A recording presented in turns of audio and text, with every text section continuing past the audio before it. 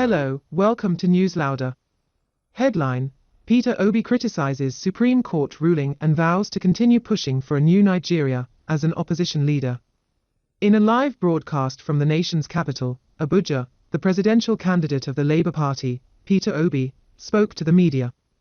This was his first public appearance following the Supreme Court's ruling in the February 2023 election, which confirmed President Bola Tinubu's victory, while Obi and his running mate, Atiku Abubakar of the PDP, lost their case.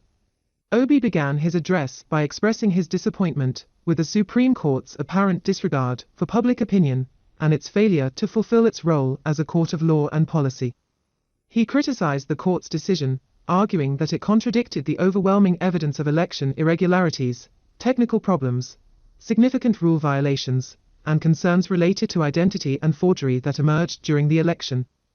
The presidential candidate stressed that the Supreme Court's judgment had effectively condoned violations of the Constitution regarding the established qualifications and requirements for presidential candidates. He argued that this decision had eroded the confidence Nigerians had in their judiciary and constituted an unreasonable exercise of power against the Nigerian people, who hold the authority to shape the Constitution.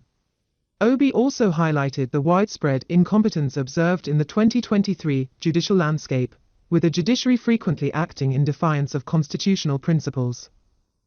He emphasized the need for a robust political opposition in light of policies and government strategies that contradicted the Labour Party's vision, which included reducing the cost of governance, transitioning from a consumption-based economy to a production-oriented one, curbing inflation, ending insecurity, and upholding the rule of law.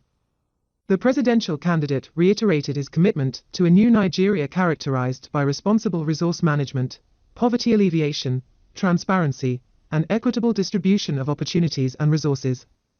He pledged to continue advocating for good governance, adherence to the rule of law, and the protection of civil liberties as an opposition party.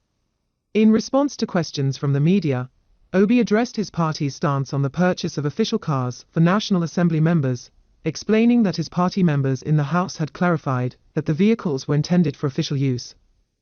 He also shared his thoughts on the concept of a single-term presidency, suggesting a 5-year tenure with a rotational system as a potential solution.